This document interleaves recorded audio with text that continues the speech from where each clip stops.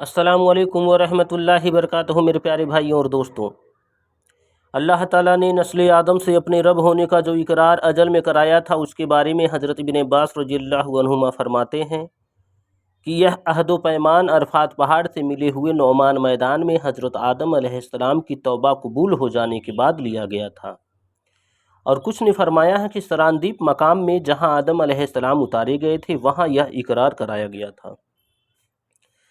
امام قلبی کہتے ہیں کہ مکہ معظمہ اور طائف کے بیچ کرایا گیا تھا، اور حضرت علی رضی اللہ عنہ فرماتے ہیں کہ جنت میں یہ اقرار لیا گیا تھا آپ کی زمین پر، یعنی آدم علیہ السلام کی زمین پر اترنے سے پہلے۔ فرعون کی بیوی حضرت آسیہ مومن خاتون تھی۔ یہی وہ نیک بخت خاتون ہیں جنہوں نے حضرت موسیٰ علیہ السلام کو تابوت میں دیکھ کر انہیں سمندر سے نکلوایا اور ان کی پرورش کی۔ جب حضرت موسیٰ علیہ السلام جادوگروں پر غالب آ گئے تو ان پر ایمان لے آئیں۔ جب فرعون کو معلوم ہوا تو اس ظالم نے آسیہ کے دونوں ہاتھ اور پاؤں میں کیلیں ٹھوک کر دھوپ میں ڈال دیا اور ایک بھاری چٹان ان کے اوپر رکھنے کا اپنے سپاہیوں کو حکم دیا۔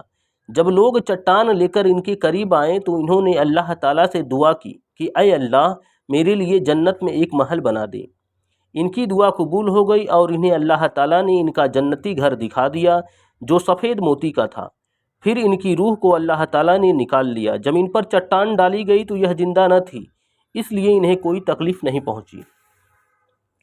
حضرت عیسیٰ علیہ السلام کے ساتھ ایک یہودی سفر کر رہا تھا۔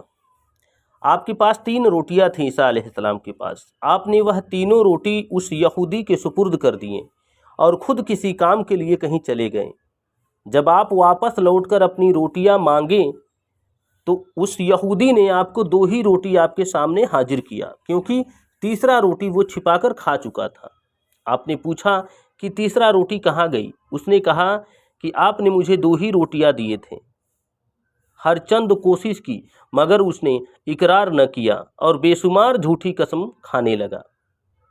اس کے بعد آپ کچھ دور چلے ہی تھے، عیسیٰ علیہ السلام کچھ دور چلے ہی تھے کہ سونے کی 3 اینٹیں پڑے ہوئے ملی ان کو۔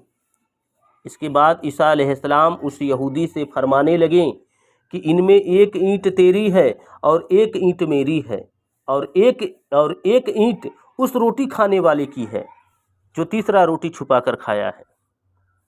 تب وہ یہودی بول پڑا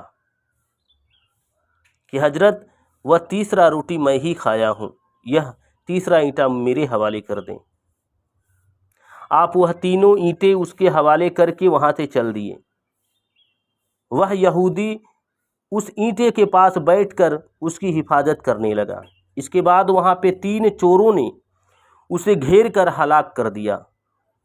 ان میں سے 2 شخص اس کی نگرانی کے لیے بیٹھ گئے پھر اس اینٹ کی، اور ایک چور بازار جا کر کھانا خریدنے لگا، اور اس کے پیچھے ان دونوں نے مشورہ کیا جو بیٹھے ہوئے تھے۔ اس کے پیچھے دونوں نے مشورہ کیا کہ جب تیسرا آدمی بازار سے لوٹے تو اسے قتل کر دیا جائے تاکہ اس کا حصہ بھی آپس میں بانٹ سکے۔ اس تیسرے نے خود تو کھا لیا کھانا اور ان دونوں کے کھانے میں زہر ملا دیا تاکہ سارا سونا اس کے ہاتھ آ جائے جو بازار گیا تھا۔ جب وہاں سے لوٹا تو ان دونوں نے اسے ختم کر دیا اور خود بھی زہریلا کھانا کھا کر مر گئے۔ دوسرے دن عیسیٰ علیہ السلام کا وہاں سے جب گزر ہوا تو دیکھا کہ سونا اور سونے کا اینٹا تو ویسے کے ویسے ہی پڑا ہوا ہے، اور اس کے پاس 4 آدمی ہمیشہ کے لیے نیند میں سو رہے ہیں۔